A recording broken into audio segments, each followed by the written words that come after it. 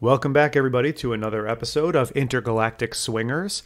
I am one of your hosts. No, I'm sorry. This is Puppet Masters and Castle Freaks. This is not Intergalactic Swingers. I am one of your hosts, Jared Hornbeck, and I'm coming to you from the Pleasure Den, obviously. And I just have a little bit of warning to our listeners. I mean, maybe you're familiar by now, but a stray energy beam containing garbage from our podcast studios is definitely heading for your ears today. And I'm really sorry about the inconvenience, but I'm not doing it alone. Who else is here with me? Well, it's me, Steve Guntley, and all I have to say is MTV Phooey. Because this is the podcast about alien TV rays, lizard-tailed jerky, and slimy swingers. And that's because this is a podcast about TerrorVision, an oddball camp comedy that is kind of Ted Nicolaou's early cinematic breakthrough. We're very excited to talk about it because it's a real goofy little treat of a movie. And luckily, we are not alone talking about this film today. Who is joining us, Jared? We have a terrific guest to join us for a movie of this magnitude. He is a writer and podcaster, one half of the host of one of my very favorite podcasts, Kill by Kill. If you're someone who enjoys listening to horror content in podcast form, I'm positive that you are familiar with this show and have probably heard it at some point. I'm talking about Patrick Hamilton. Patrick, what's going on, man? Greetings and salutations, boys. I'm glad you like horror. Now lick the boot. Which is an odd intro to, oh, you like something? Lick my footwear. This is not an intro, my man. That is a tough greetings to someone whose home you're staying in, but okay. He's making a real statement. Yeah, right from the get-go. Yeah, I am. If you're not familiar with the show, get lost. Yeah. Kick rocks, man. Well, we are very excited to have you, Patrick. Thank you so much for being here, and thank you for choosing TerrorVision to talk about, because this is really fun to go back and revisit the one. This is one of the handful of Empire films that I had seen prior to starting the show, and it's a wild trip. So I was curious what brought you to this movie in particular, and just kind of your background with B-movie horror films like this in general. My horror thing started because I was not allowed to really view much on my own. My parents were, not hyper religious, but religious enough, and I was the firstborn, so I was the real experiment. They wanted to make sure I turned out all right, and they failed in every respect. Now, I got into Universal Monsters because I was scared of everything in the entire world, and I figured if I could figure out what made scary things scary, the world would be less scary to me, and that just made me a monster kid. And of course, that was the intro into horror makeup. And this was during the slasher boom, so gore was king. And I was like, I want to be a monster makeup person, and I can't because my hands don't do that. But that was my intro. So I read about it academically because I couldn't get my hands on it. So when I finally got to work in the video store during high school, that's when I could actually get my hands on these tapes and watch this stuff for myself. My particular intro to this movie, and I think this is the very first time I fired up this Blu-ray, which is a half and half with the video deck. And secondly, this is the first time I've watched it without commercial interruption from USA Up All Night, which is primarily how I viewed this movie the vast majority of times I've seen it, which is probably a good half dozen. Can I tell you, Patrick, I'm really glad to hear you say that, because I was having sort of what I was equating to a Mandela effect of saying, I have definitely seen this on USA's Up All Night. So then I was like, all right, well, let me look and see if I can find when this aired. And I mean, obviously, movies would air all the time on USA Up All Night. It wasn't a one and done thing. Right. So when it wasn't, Vice Academy or Fat Guy Goes Nutsoid, it was something like this. And then I could not, I was searching through the IMDb listings looking, and I cannot find when this aired. But I was confident it was USA Up All Night. And then I started to doubt myself and think, was it Monster Vision? Was it Joe Bob who brought this movie to me instead of Rhonda Shear or Gilbert Gottfried? But it was one of them. And so I was going to say, actually, at some point during the show that I misremembered this being a USA Up All Night. But the fact that you came right out of the gate by attributing to that, I'm going to say that I was correct. And we've said on the show how much we adore, how movies have been presented to us. And there's kind of a nostalgic thing also about having some of those commercial breaks and having everything be in ultra standard def. Mm-hmm. So, firing up a Blu-ray for this. Good. Yeah, that is how we had to watch it. I'm glad to hear there is a Blu-ray out there. Like I watched this originally on streaming, and it was in nice, clear quality. And whatever reason, that's not available on any of the streaming platforms now. So I had to watch an SD version on YouTube. That it's just, it looks like it's been like videotaped off of a standard definition TV screen. It looks real bad, but I've seen this movie in better condition than this before. But it's a bummer that's if you want to find this movie streaming, that's the only way to do it. Yeah, I don't know why it's kind of disappeared, because this would be I'm amazed it's not on Tubi or Freevee, because it seems like the place to do that. Or it's not even on it's not even on the Full Moon streaming site, because I would have been happy to pay for a month of Full Moon to have this in on my computer. Luckily, I had that, and it was a Scream Factory, so I don't even know if that's still in print, to be honest with you. I wouldn't be surprised. Yeah, it's weird. Yeah, and it is weird. This is a Tubi ass movie. Like, this should be on Tubi 100%. Yeah, and it's kind of surprising that it's not, but. Well, let's talk a little bit about TerrorVision. This was released February 14th, 1986. It's directed by Ted Nicolaou and written by Nicolaou and Charles Band. And it stars Diane Franklin, Garrett Graham, Chad Allen, Mary Warrenoff, John Grease, Burt Remsen, and Alejandro Rey. Holy shit, what a cast in this movie. Such a fun group of like cult 80s figures that I'm really excited to see. This kind of marks the proper directorial debut of Ted Nicolaou, a guy we talk about a lot. Now, he had so his first project working with Charles Band was directing a segment in The Dungeon Master, which we talked about a couple weeks ago. And then he directed a film called Savage Island, which is this really skeezy, like grindhouse movie about like female prisoners with Linda Blair, and then a whole bunch of stock footage. And he have my attention. Right, yeah. I mean, he's credited in that as like Nicholas Beardsley or something like that. So this is the first time. This is his first like full length feature where he actually uses his real name. I can see why he maybe wouldn't necessarily want to put his name on Savage Island, but it's out there. You can find it. It wasn't directing, but I want to give him the credit for editing Tourist Trap.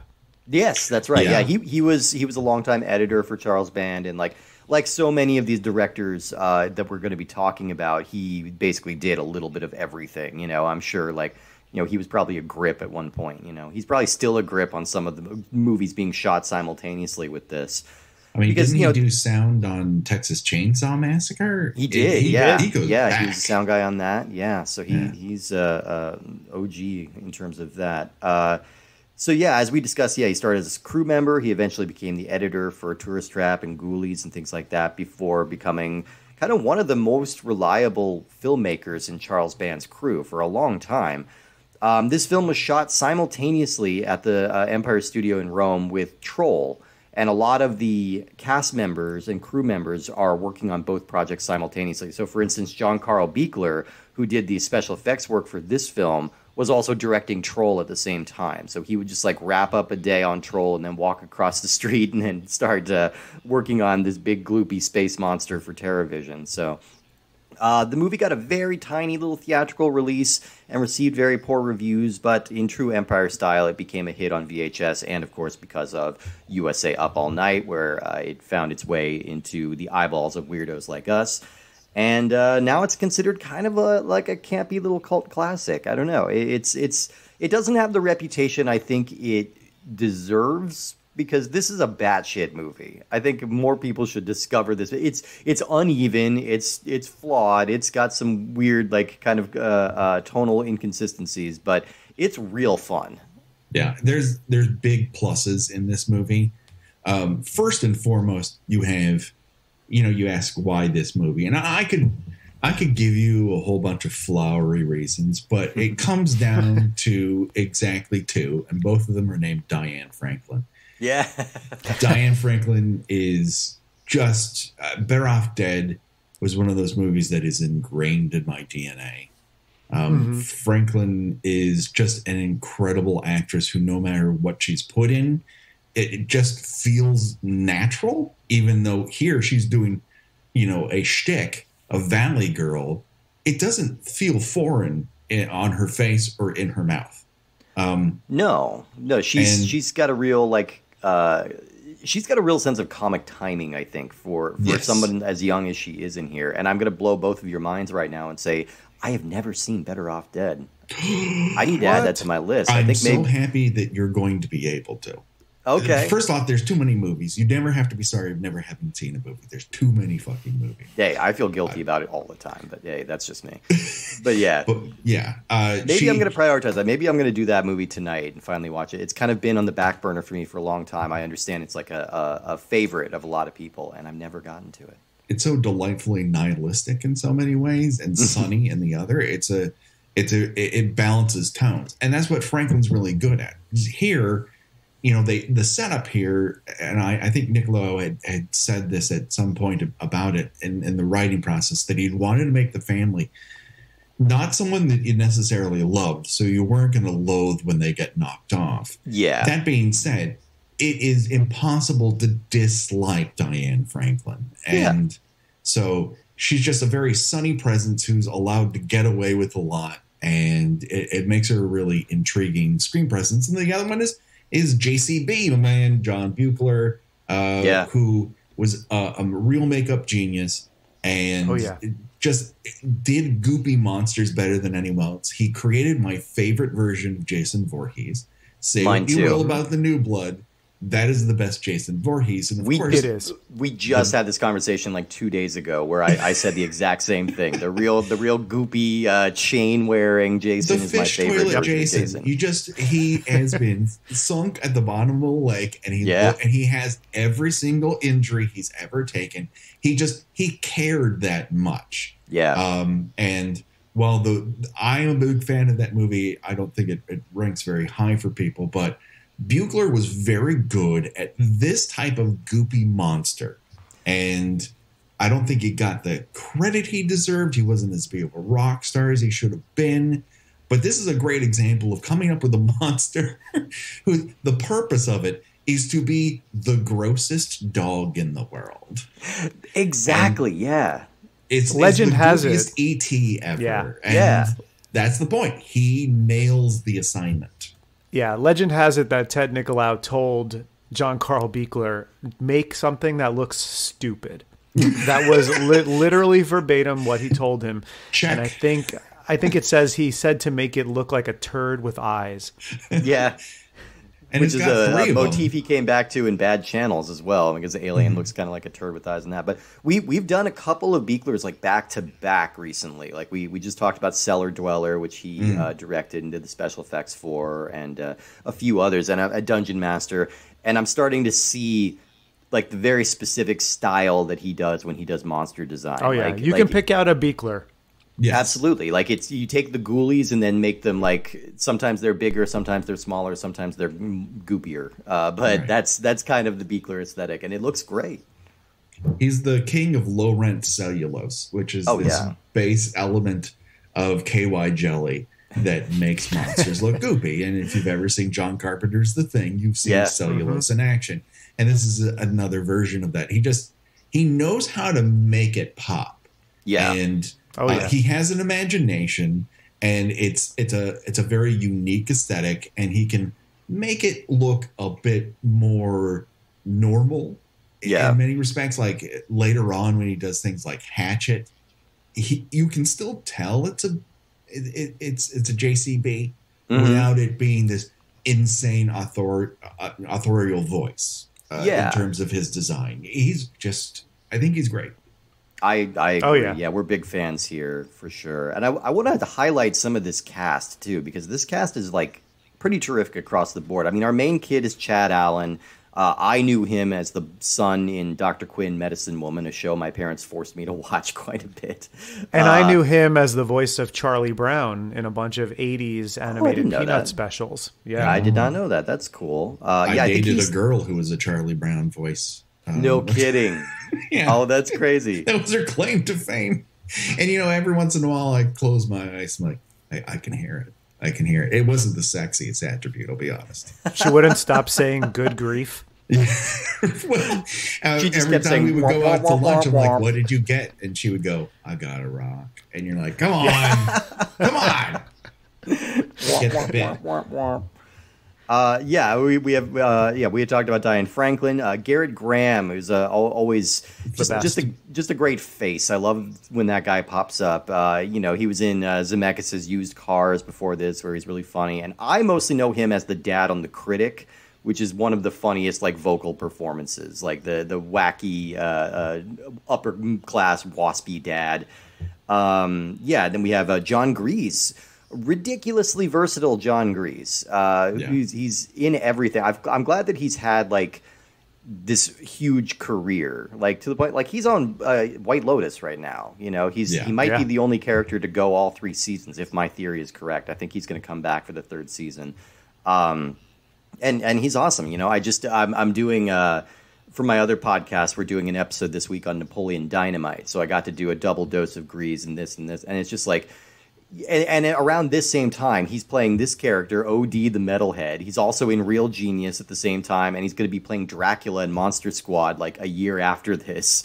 So that's a weirdly versatile actor who's never quite gotten the spotlight he deserves. But I'll take the ball for a second to lead you into probably the next person that you were going to say is you look at Garrett Graham and you name some things that he was in, and I think of him as Meat from Phantom of the Paradise, and he's also in Bud the Chud, right? Which I think is worth noting.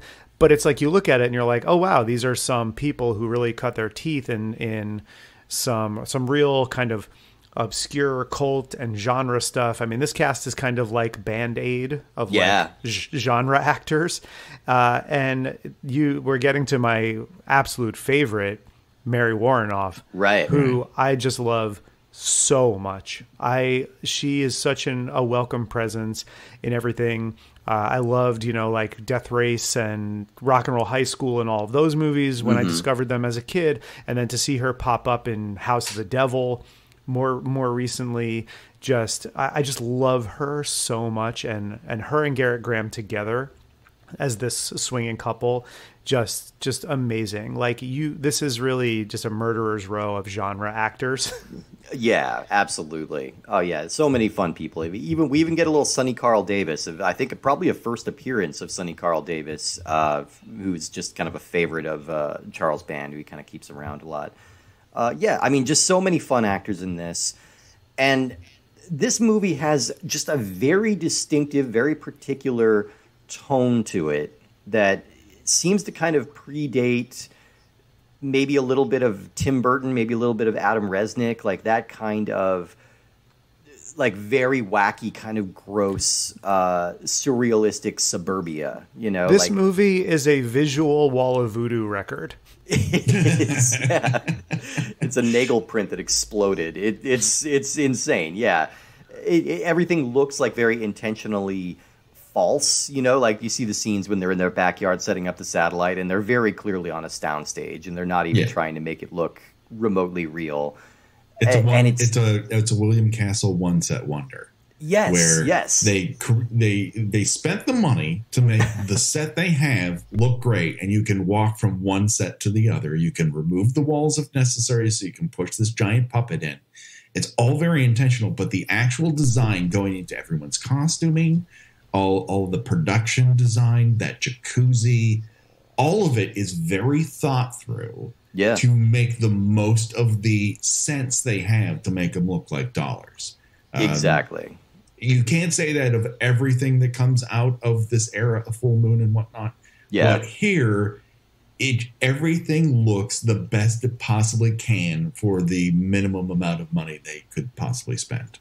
And they cast interesting actors with great faces who understand the assignment. They all are ready to throw themselves into this really wacky tone.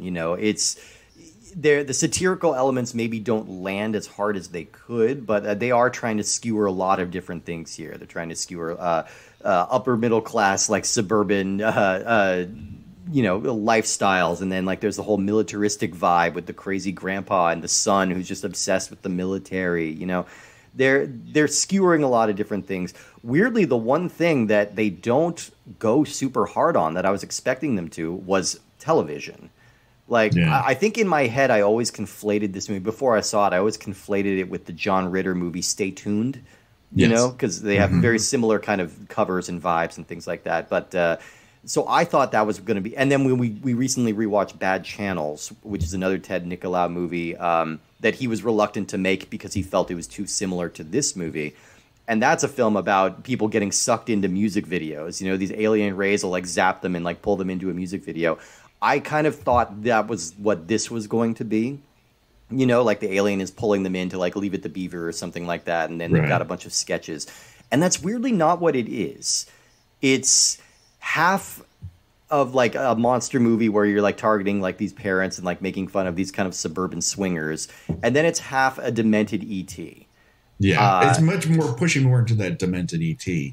Yeah. Whereas there are so many, even Shocker sort of plays in this same era where everyone's like, "What's this new technology that's satellite television?" And to have the money to play around to watch TV, that's ridiculous. And so you have a lot of people piling on to the ridiculousness of ever paying for television as an easy target, and now everyone does in some way, shape, or form, and like it just bowled everyone over in terms of what the acceptable amount you would pay. Whereas here, they're like, okay, it's a grab bag. You got paying for television that opens you up to this monster ET story, but then each of the characters as swinging yuppies, which is a bit of a carryover from the 70s. You've got a valley girl, you've got a metalhead, you've got a greatest generation grandpa who won't let the war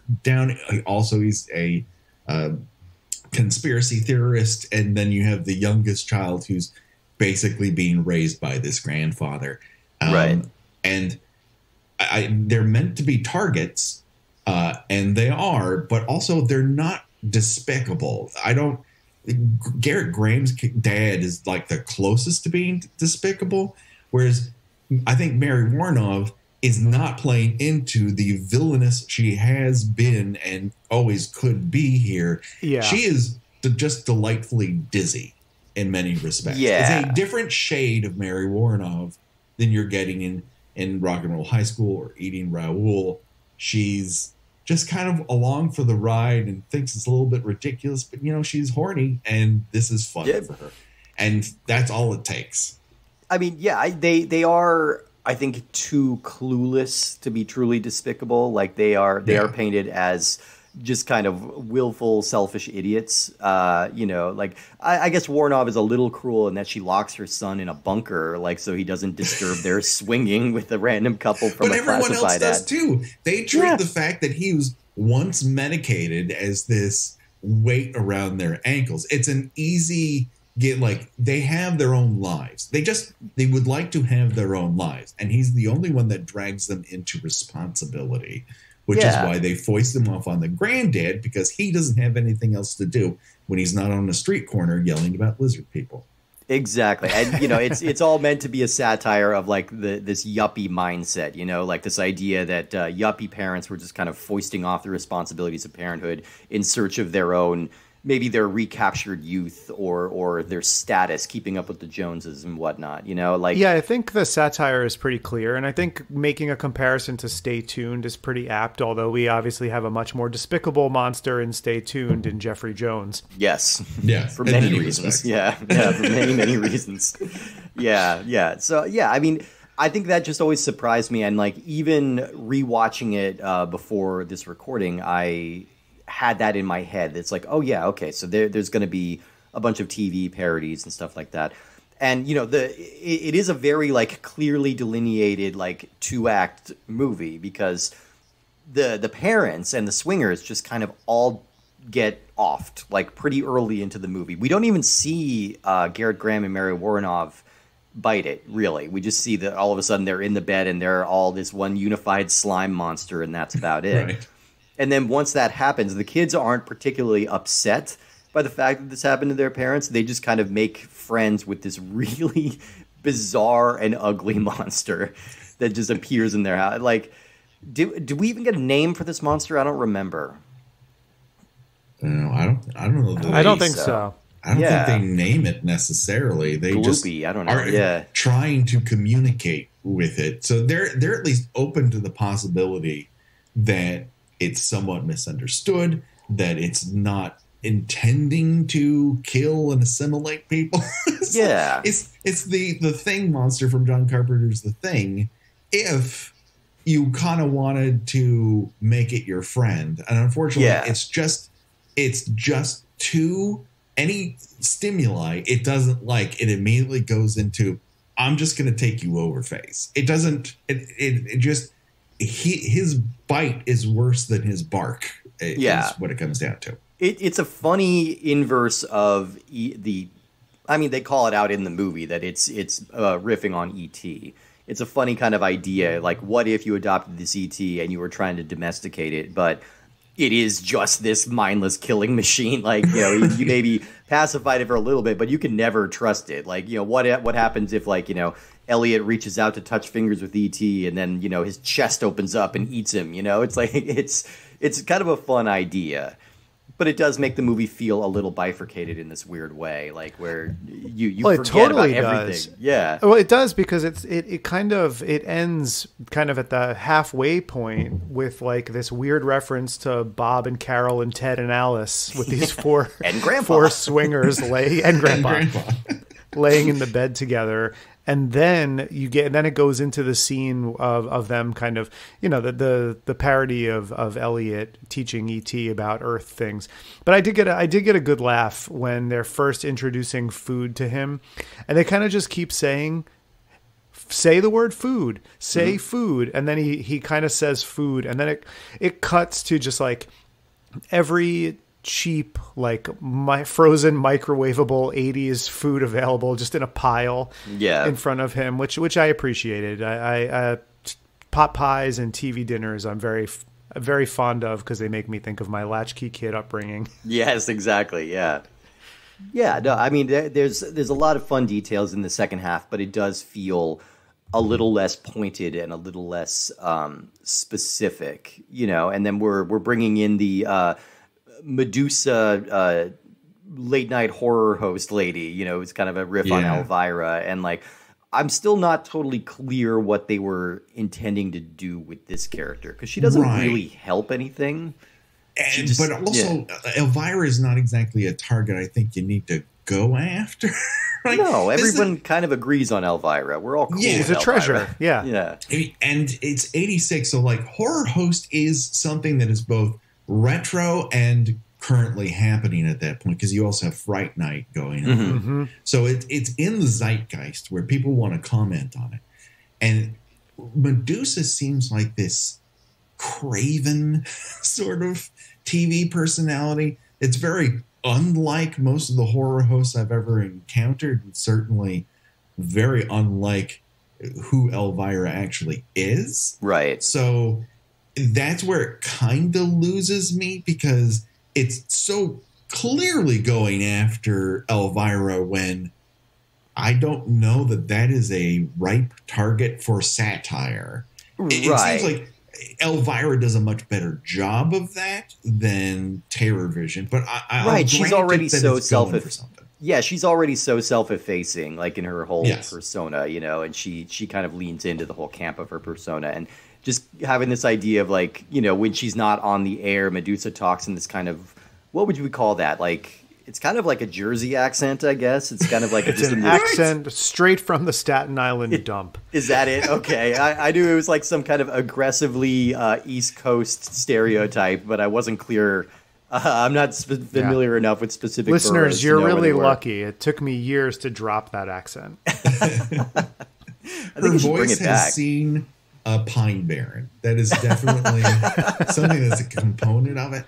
I do have to wonder, now that we're talking it out loud, if there isn't an element here from the full moon era of this, because Elvira is pointedly making fun of low-budget horror films. If you're like, hey, these are things I genuinely love, and I don't think you take them seriously enough, or view them in the correct light, and that seems craven. All these other idiots might just be entranced by your cleavage, but I know what's really going on. I think that's a very weird, like, it's an explanation. It's not an excuse. It doesn't sink the movie for me. No. What might sink the movie is that Medusa never takes off the hairpiece. I want to see what's underneath that. I get she's Medusa without the headpiece. I don't know why they keep it on her, other than to identify her once she becomes a goop monster. Yeah, exactly. And that does make for a fun design of when she's kind of like in that transitional point at the end of the movie, which, you know, if we're talking about the end, we have to say this is a pretty nihilistic ending of the movie. This is a movie that ends with a small boy getting eaten by an alien pet. Like, everybody loses in this movie. This is the Halloween 3 style of ending. Yes. In many respects, and they're almost rescued is the other part. It's like, you have this alien who's on their television warning them, don't, destroy your satellite dish, don't turn on your TV. And it's like, finally, I just got to go there and deal with it. And Diane Franklin's like, can you get like our parents and grandpa back? He's like, it's going to be tough, but I think I can do it. And he's immediately eliminated. Right. Any sense of this is going to end well dies, which is a take that I enjoy because you just don't see it in what is essentially a PG-13-esque comedy. Yeah, this is not a hard R movie at all. Yeah, I think it is a PG-13 movie. Like, they flirt around with some kind of sexy stuff with the swinger segment of the movie, but they never really go all that hard with it. Right. They have, which I do want to comment on a bit of the gay panic jokes that they have. Yeah. Not even really gay panic. I don't think they're like homophobic jokes. I think the point is to make fun of masculine insecurity in a lot of ways, but like they don't really follow through on that really, it sets up like it's almost going to turn into French farce for a second, right? With like a series of misunderstandings about someone, being hit on by a gay person and not seeing the signals in front of them, but they don't stay with that for too long. No, it's more like, hey, we agreed to one thing and you're giving me another. It could have been that with any other variation of it. Is honestly there. Yeah. It does not go as hard into gay panic as it could, so I'll give it some points, but also 80s, and it's like a faucet no one can turn off for whatever reason. It is one of those things. Whenever something about like homosexuality comes up in a movie in the 80s, especially like a B movie like this, I do kind of brace myself a little bit. I'm just like, okay, all right, which direction is this going to go in? Do we have to cancel this movie? But Steve, it's funny you say that because I find almost the opposite to be true. I find in a lot of these B movies, we've got a lot of people, working hard to make a product and maybe not a product seen by a ton of people.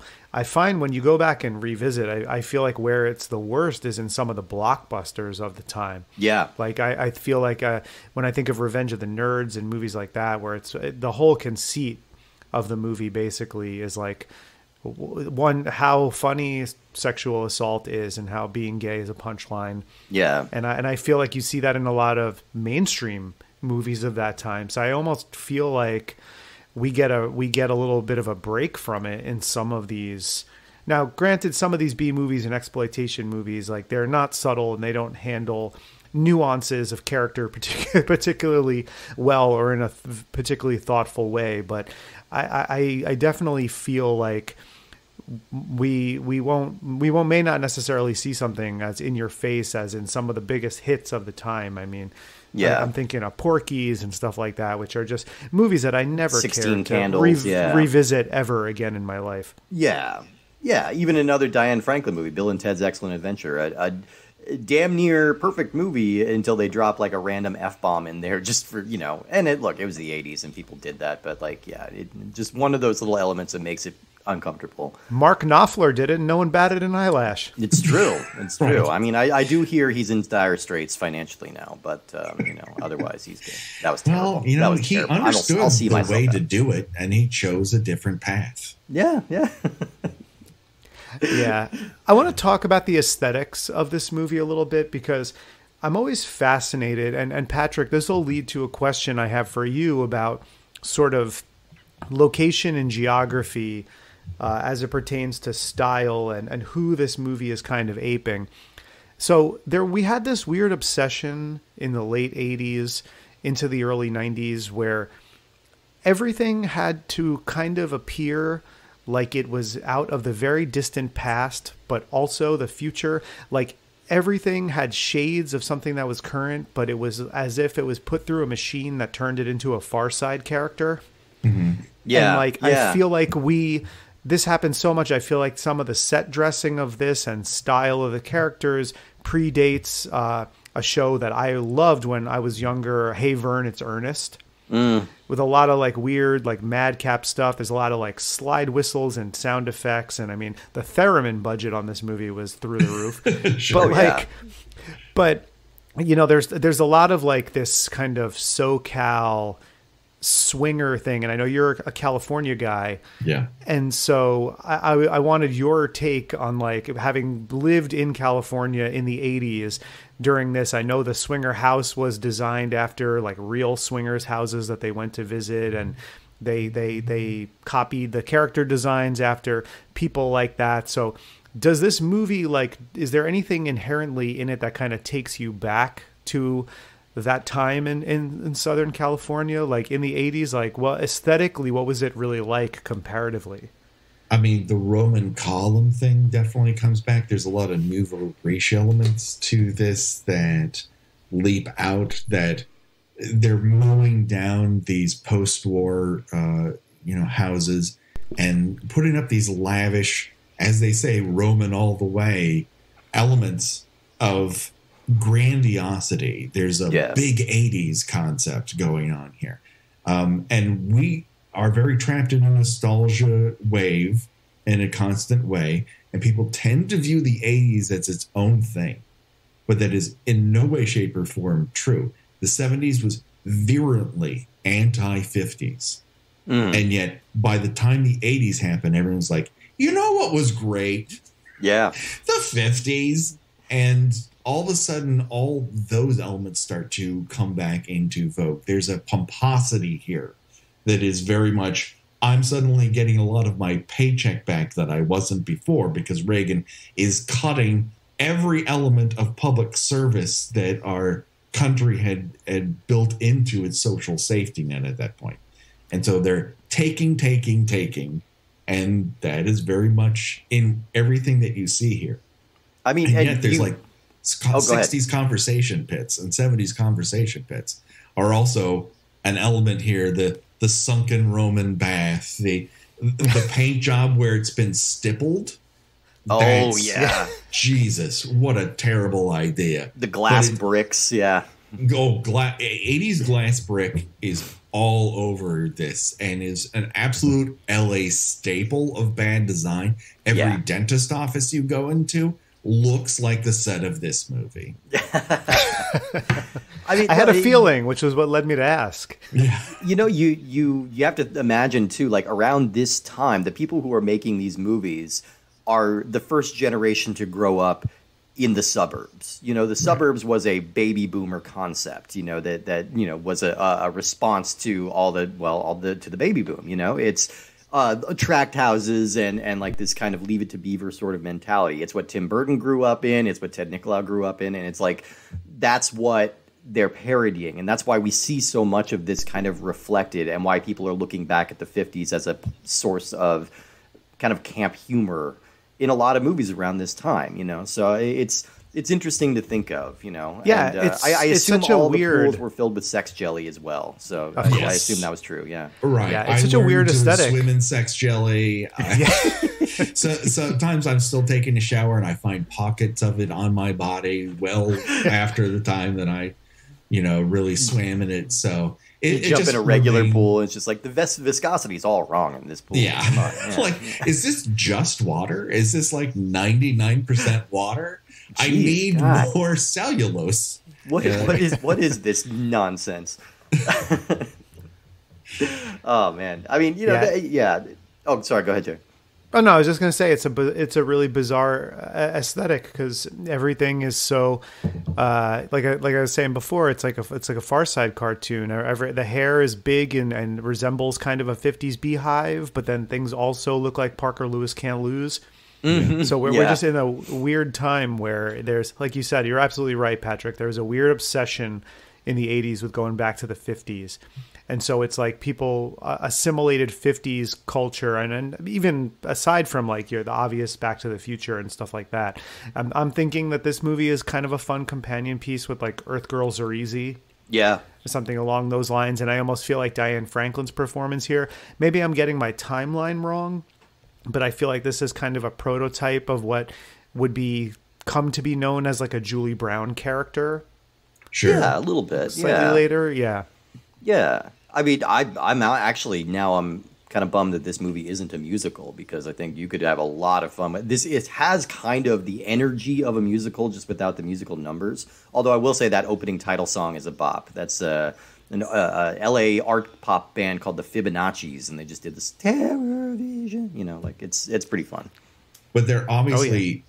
They're coming so close to wanting to be the B-52s, and I get little bit, yeah. I want to be the B-52s too, but there's some magic that the B-52s have that almost anyone trying to be them really can't overcome. And the Fibonacci's are definitely they're riding a wave, but by the time this hits the B-52s is what made them pop in the early 80s. It's kind of, gone to a different direction. When the B-52s relaunch in the 90s, they're going to have a slightly different aesthetic than this. So the Fibonacci is like, I can pick up that ball and run with it. You're like, absolutely. Points for trying. But you ain't either way, B-52s. I think we could do a B-52s musical of this, just like, they could come back and put it on stage or something. There's a monster in my TV. Yeah, something like that. Yeah. I think that's what writes itself. You need that. I don't know if you guys have ever seen this early version. There was an MTV show called You Write It, You Watch It.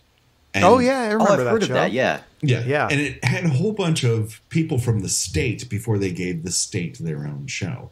And so one of the prompts was, tell us about your dreams. And someone wrote in, I'm in a supermarket, and all of a sudden over my shoulder, the lead singer of the B-52s is behind me. And he won't stop following me no matter what aisle I go on. And they film a guy going, baked beans! And everywhere he goes, like 99-cent special. And it's so woven into my DNA, I just constantly reference it. Oh, that show was hosted by Jon Stewart, right? Yes, that was. Oh, wow. He got his own show, before the state got their own show. Yeah, I definitely remember that because I loved MTV at any time from the mid '80s to probably the mid '90s. I was really the height of my MTV watching, and so I appreciate any nods to old MTV shows like that. And this, MTV is, I guess you're right, Steve. Where MTV as a target is they go kind of easy on it directly, whereas they don't take on the television as much as you might think. So kind of similarly to Bad Channels, because in Bad Channels it's like, this is coming through the radio station, but then the whole point is highlighting all this different music, so it's sort of celebrating the thing that it's decrying at the same time. It's caught in a trap because what people are freaking out about are ultimately so just like, who would ever look at like Ozzy Osbourne and Wasp and all this stuff, go, it's destroying our nation, and you're like, this is really just distraction, y'all. We have bigger problems than this. This is not an issue. But people were just so focused on it being some sort of element within the popular culture that's making our children different. It's like, no, they're just different than you. They like different things. They don't like your vanilla ass rock and roll. They want something fucking different. And for whatever reason, people constantly freaked out about it. And they still do. Like, it's just a perpetuating cycle, you know. Every generation hates the music of the generation below them, and it's always going to be the end of the world. It's the end of music. It's the end of everything, you know. It's like, you can still listen to that old music, right? Like, nothing is stopping you. You don't need to love Olivia Rodrigo, you know. In the 7-Eleven parking lot. It's available to you whenever you damn well. I always have that thought where someone will be like, oh, listen to these pop songs now. They're so stupid. And like, there's auto tune and all this stuff. And it's like, have you heard an AM radio song from the early 70s? Yeah. They are uniformly terrible. Truly. I don't know. Summer Breeze makes me feel fine. I don't know. That's just me, my God. personally. Summer Breeze is one of those songs that I had never really liked.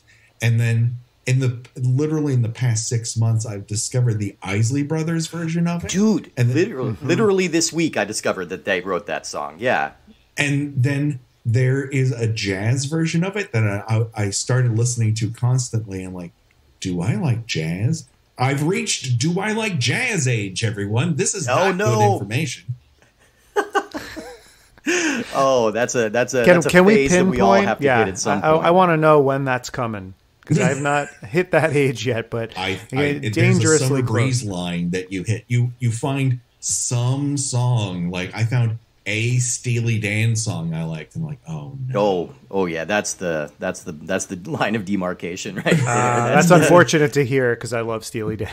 Oh, see, you're already gone. You're already too far gone. No, I listened to that. I listened to that Isley Brothers album 3+3. And there were like 4 different songs on there that I'm like, I had no idea that they originally performed these. And they're so much better. Like, they did listen to the music, which I think was is that an Allman Brothers? Doobie Brothers? Doobie Brothers. Yeah. Doobie Brothers. Yes, yeah, Doobie they do listen to the music. And it's way better than the Doobie Brothers version. And Summer Breeze, they do a way better version of that. So the Isley Brothers are an amazing band and a really interesting band when you look at their career, where they started, and their stuff from the 60s sounds so much like, oldies and early R&B, and then they were right on the front of like the kind of funk and early R&B and then disco and then into sort of like that post-disco 80s synth R&B. They just kept rolling and changing with the times, or maybe even influencing the times. That band was amazing and had like an incredibly long career, to the point where they started in like 1959 or something, and some of the living members still tour. Yeah. I mean, and it just goes to show you where you're, as I said before, there's too many movies. You never have to apologize for having seen one. We all feel now, because all of this stuff is literally at a touch of a button and you find it. It's the source is very wide and shallow. You don't have to sink your finger very far to get to the bottom of things. Yeah. And I'm not saying it was better, because it wasn't in many respects, but Discovery, as we grew up, was more of a deep well. It was hard to get to, and if you wanted to get into it, you had to sink. You're so far to the bottom. It's so more expensive to decide. I love the Isley Brothers. Where do I even start with that? Yeah, to understand what you like about that group or their history or all that. All that requires so much more effort. Again, not saying that's better. It is simply different. Yeah. As a punk kid in the early 90s, pre-internet or internet in most people's homes, I remember hearing bands through like compilation records and CDs, and then I would have to write to the record company to get one of their catalogs mailed to me, and I could read the description of an album in the catalog, and if it was a band I'd heard of, I would take a chance on one of the records. I didn't have access to Discogs or All Music or something to look at, like which were the ones to get and which were the ones to skip or anything like that. Yeah. And I was lucky enough, my father at the time worked and he went from Polygram Records to CBS Music to then being in charge of some aspect of ordering for Borders back when that was a company. And I would actually go to him, and say, you have like a database to order stuff. Like, these are some albums I'm interested. Could you get them for me? And he'd get me, you know, promo ones, or he'd order them for the store and then put one aside for me and take it home. So I did save a little bit that way, and I'm so thankful that I was able to have that. But I did have to do that digging too. And then once the internet was readily available and you realized bands had websites and stuff, all of a sudden you could feel the game changing. And it's kind of the instant gratification of being able to listen to whatever you want, whenever you want. I'm not going to lie, is pretty great in a lot of ways. I wish artists were paid more for it, but yeah. It's pretty remarkable. But I do miss, again, like you said, I wouldn't say it's better, but there was you felt like you achieved something when you discovered something organically back then, with the time and effort and potentially money put into it. And that's just something that people who are younger aren't ever going to really understand, and for better or worse, it just is what it is. I mean, and it's the something volume is so much higher, considering what you have to. There's an entire genre of YouTube, which is, I'm listening to this insanely popular song for the first time, because you have a generation now who has been outside of a monoculture, who would not have encountered TerrorVision via USA Up All Night or Monster Vision or just cable in general. They wouldn't be there on a Saturday afternoon. They wouldn't be there on a Friday night because they weren't popular enough to go out and go to parties or whatever. Yeah. I'm sorry, that's a lot of autobiographical. And so, like, you just, there's so much of it out there. You just enjoy it. Yeah. And don't let anyone gatekeep you out of pursuing something you've just started to be interested in, is absolutely my suggestion. I support that concept 100%, but there was a really funny tweet I saw one time where someone was commenting on what you're talking about, how there's a whole YouTube subtext of people reacting to things for the first time, particularly like a lot younger people who haven't grown up inside the monoculture. And it was sort of surmising that by being like, YouTube reactors will say things like, man, y'all were sleeping on this record. And then it's a screenshot of like Fleetwood Mac rumors. Yeah.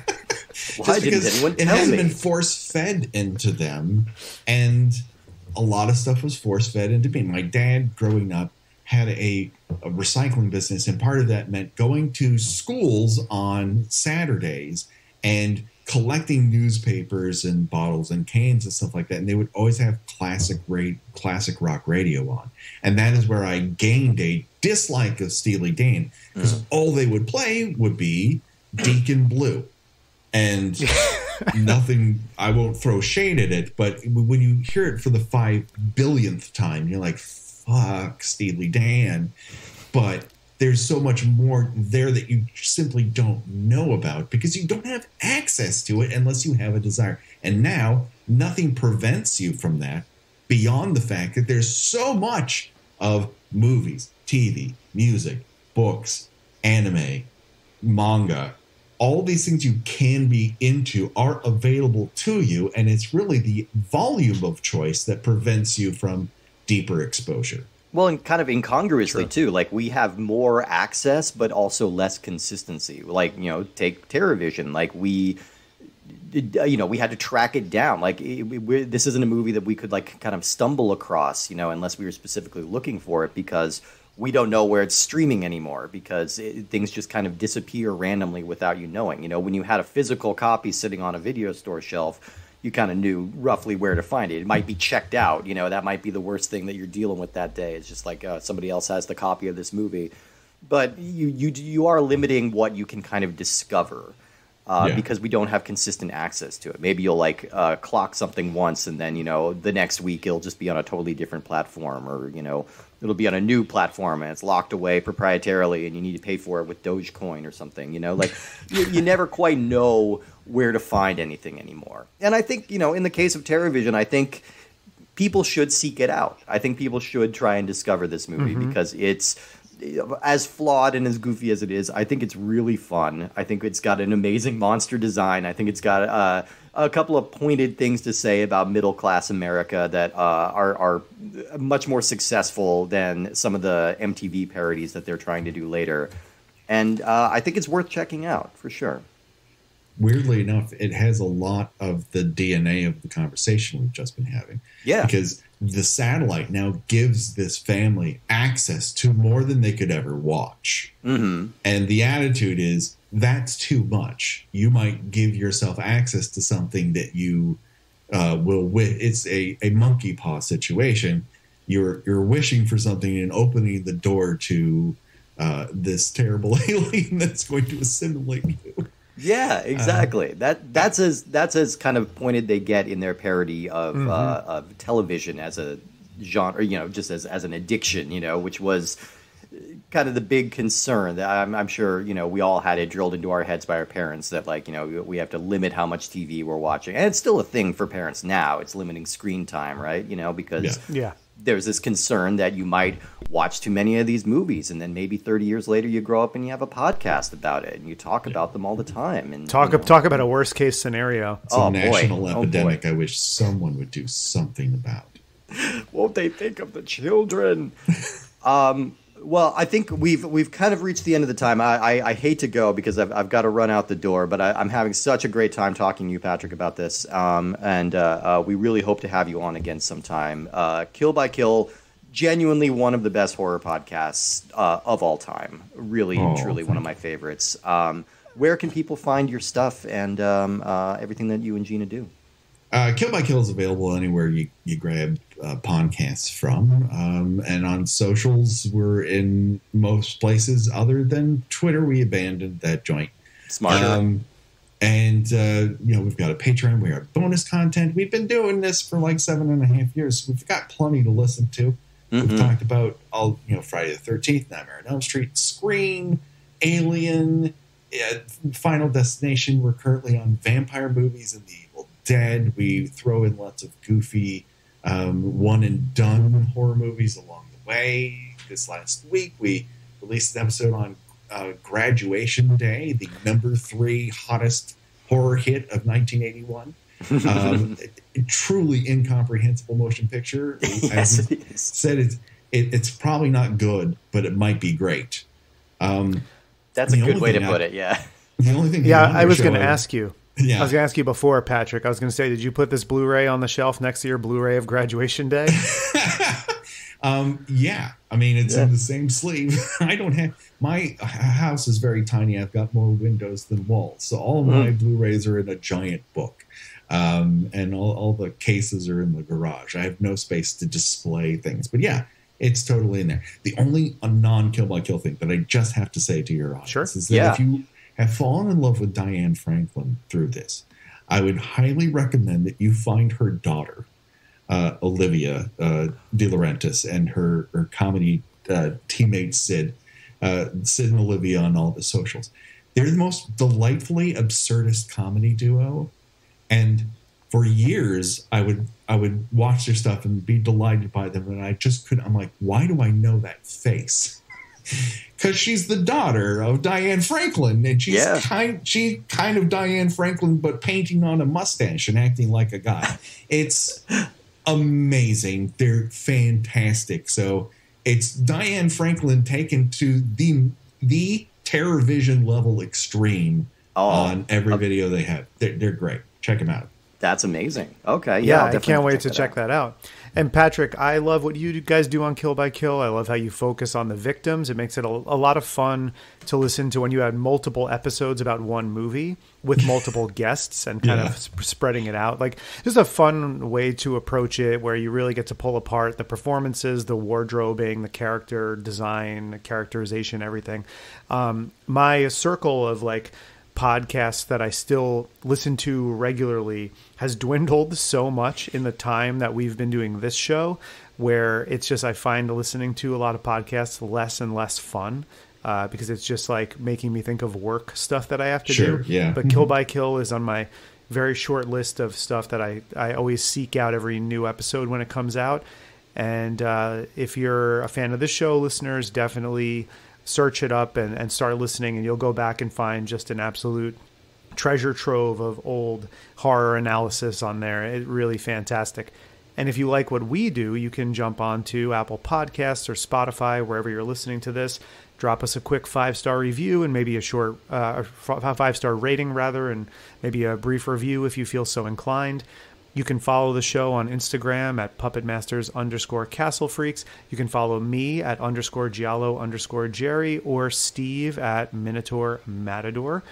We are still on Twitter or X, and as well as Threads, Blue Sky, YouTube, and anywhere else really where you find podcast content. And we're not the only podcast content that Steve is churning out weekly. Steve, what else have you been working on? Yes, I also have a show called Cinemarcade. That's a show where we watch a movie and then play the video game based on it, and then dissect them both and see how they compare and contrast or enhance and detract from each other. Lots of fun episodes to check out there. We've got, I don't know when, this is coming out in February, so I don't know what we're going to be doing. But yeah, we'll have lots of weird surprises for you guys on that show. And Steve, tell our guests not only what we've got coming out next week, but what else they might be able to find on our feed between then and now, or now and then. Absolutely. Well, so first of all, our next scheduled episode is going to be on a movie called Intruder from 1989, an early Sam Raimi kind of co-joint. It's a interesting movie. Sam and Ted Raimi are both in this movie as actors. Lots of interesting stuff. It's a supermarket horror thriller slasher movie that's pretty interesting. We are also bummer ending. Oh yes, another big bummer of an ending. Yeah, and we also, if schedules go according to plan, we are also going to have a special bonus episode for you guys dropping this week, where we are going to be speaking with the man, the legend himself, Mr. Ted Nicolaou. We're going to be talking to him about this movie and all of the many other films that he has directed for Full Moon. We're really excited to talk to him, and yeah, I can't wait for everybody to hear that. So be sure to check out our interview later this week, and then Intruder later next week. And of course, go check out Kill by Kill, one of the best. Absolutely. Thank you. Patrick, thank you again. Listeners, we'll see you next week for Intruder. Take care.